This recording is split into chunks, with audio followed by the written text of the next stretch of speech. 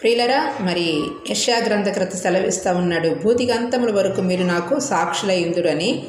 మరి భూదిగంతముల వరకు సాక్షులై ఉండటానికే దేవుడు మనల్ని పిలిచాడు. మరి చాలామంది మనం బోధకులుగా ఉండాలని, చాలామంది విదేశాలు వెళ్ళాలని, ఇంకా విదేశాలు వెళ్తేనే దేవుడు ఆశీర్వదించినట్లుగా కోరుకుంటూ ఉంటారు. కానీ మరి నీవు సాక్షిగా ఉండాలని, నీ సాక్ష్యము పరిమళించాలని దేవుడు కోరుతూ ఉన్నాడు. మరి ఆయన మన సాక్ష్యం పరిమళించాలని కోరుకుంటూ ఉన్నాడు. అంత మాత్రమే కాదు, కానీ మనమేమో మనుషులు మన గురించి సాక్ష్యం చెప్పుకోవాలని కూడా కోరుకుంటూ ఉంటాం. మనల్ని అందరూ మంచి అనుకోవాలని, మనం మంచి వ్యక్తులు అనిపించుకోవాలని కోరుకుంటూ ఉంటాం. మనుషుల్లో మంచి వ్యక్తులు ఉన్నారు, చెడ్డ వ్యక్తులు ఉన్నారు, మరి గొప్ప వ్యక్తులు కూడా ఉన్నారు.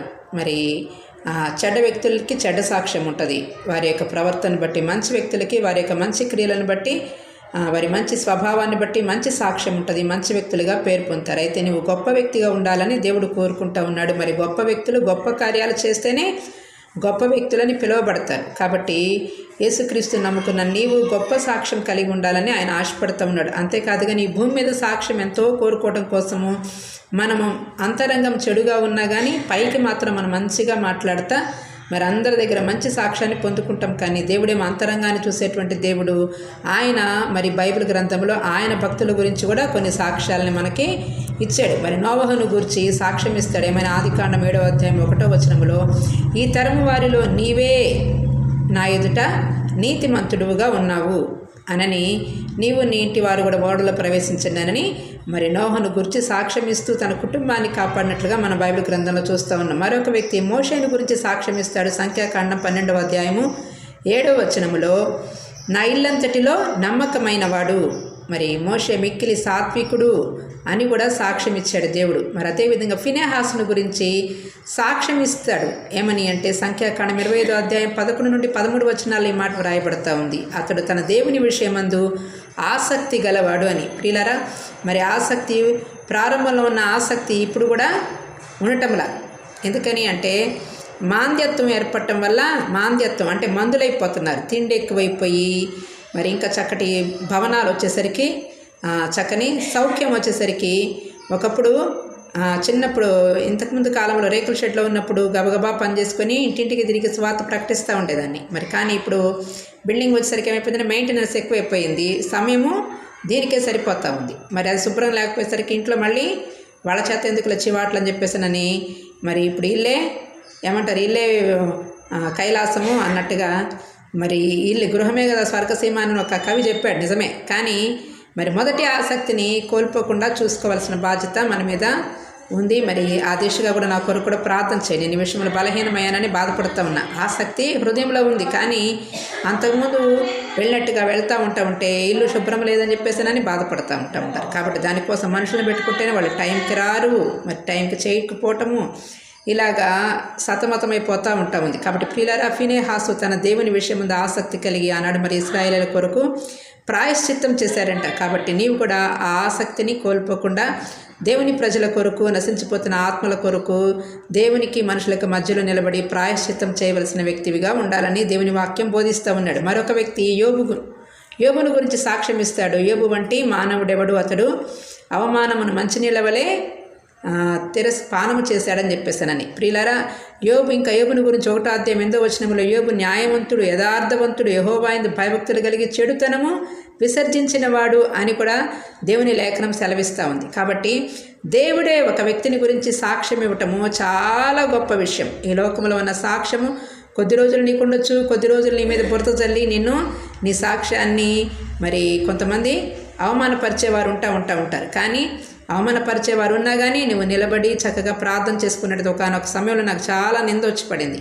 కానీ ఆ నిందన గురించి నేను చాలా దిగులు పడుతూ ఉన్నప్పుడు మరి దేవుడు నాకు అబ్రహాం అన్న ద్వారా వాగ్దానం చేశాడు, నింద శ్రమ ఎక్కువ కాలం నీ మీద నిలబడవు, నువ్వు ప్రార్థన చేయని చెప్పినప్పుడు నేను ప్రార్థన చేశాను. ప్రియులారా, మరలా దేవుడు దాని నుంచి నన్ను విడిపించాడు.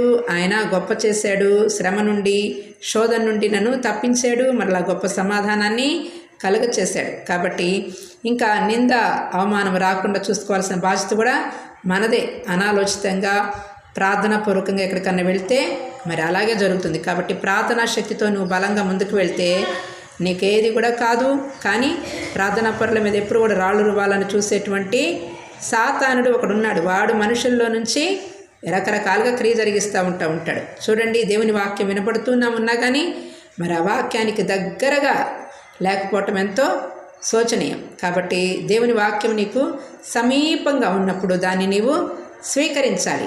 మరి ఎక్కడో దూర ప్రాంతాలకు వెళ్తేనే దేవుడు ఉన్నాడని భావించేటువంటి అమాయకపు దినాలలో మనం ఉన్నాం. కానీ దేవుని వాక్యం నీకు సమీపంగా ఉన్నప్పుడు దానిని ఆలకించి నీ హృదయంలో పెట్టుకుంటే నువ్వెంతో దీవెనని పొందుకుంటావు. ఇంకా అపోస్తలుడైన పౌలు గురించి కూడా మరి సాక్ష్యం ఇస్తూ ఉన్నాడు. ఇతడు నా నామమును భరించుటకు నేను ఏర్పరచుకున్న సాధనము అని. కాబట్టి నీవెవరు అంటే దేవుడు ఏర్పరచుకున్న సాధన అనివి. కాబట్టి దేవుడు ఏర్పరచుకున్న సాధనమైన నీవు ఏం చేయాలి అంటే ఒక్కోసారి ఆయన నామాన్ని భరించాల్సి వచ్చింది. ఆయన నామం కొరకు నిందైన, శ్రమైన, అవమానమైన అపోస్తలుడైన పౌలు భరించిన రీతిగా మరి భరించాల్సి వచ్చినప్పుడు జనుల దోషాలని భరించి నీలో పెట్టుకొని ప్రార్థన చేస్తే మరి నీ భూమి మీద నీ అంత గొప్ప వ్యక్తి మరి ఎవరు కూడా ఉండరు. కాబట్టి ఒక సేవకుడు జనుల దోషాలను, అవమానాలను భరించినప్పుడే ఆ సంఘము పరిమళించింది, సంఘానికి కూడా సాక్ష్యం ఉంటుంది. కాబట్టి మరి దావీదుని గురించి కూడా దేవుడు సాక్ష్యం ఇస్తూ ఉన్నాడు. దావీదు నా ఇష్టానుసారుడు, నా హృదయానుసారుడు అని అపోస్తలుల కార్యాలు 13:22 హృదయానుసారుడు అని లేదులేండి, కానీ ఇష్టానుసారుడు అంటే దేవుని యొక్క ఇష్టాన్ని నెరవేర్చేటువంటి వ్యక్తి అని దేవుడు సాక్ష్యం ఇస్తూ ఉన్నాడు. లోపలికి రా. మరి అబ్రహామును గురించి కూడా సాక్ష్యం ఇస్తూ ఉన్నాడు. మరి అబ్రహాము కుమారుడిగా యేసుక్రీస్తు పిలువబడ్డాడు. అబ్రహాము ఆయన దేవుడని అనిపించుకున్నటకు ఆయన సిగ్గుపడలేదంట. చూడండి, మరి చాలామంది మరి మందిరానికి వెళ్తూ ఉంటాం, వస్తూ ఉంటాం, కానీ మరి ఇదిగో మందిరానికి వెళ్తున్నారు, వస్తున్నారు, కానీ వీరికి సరైనటువంటి సాక్ష్యం లేదు. ఇరుగు పొరుగు వారి మధ్య పెద్ద నోరు పెట్టుకొని మాట్లాడటం, పోట్లాడటం, ఎన్నెన్నో కార్యాలు.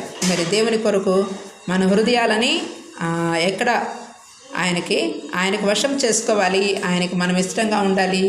మరి ఆయన మన జీవితాలని ఆశీర్వదించి మరి నన్ను గురించి కూడా పరిశుద్ధాత్మ దేవుడు మొన్న రీసెంట్గా సిక్ అయినప్పుడు నాకు సాక్ష్యం చెప్పాడు, నువ్వు మనోహరమైన దానవు అనని. కాబట్టి రాబిడ్డ వచ్చాయని చెప్పేసి నేను పరలోకపు వాకిళ్ళు తెరిచినా వెళ్ళలేని బలహీనరాలిగా ఉండి, అయ్యా నేను కొంతకాలం ఇక్కడ ఉంటాను, నీ పని చేస్తానని చెప్పేసానని అనుకున్నాను. కాబట్టి ఆయన పని చేయటంలో మరి ఆయన సేవకుల కొరకు మనం ఏదైనా చేయటంలో మనకెంతో దీవెన, ఆశీర్వాదం ఉంటుంది.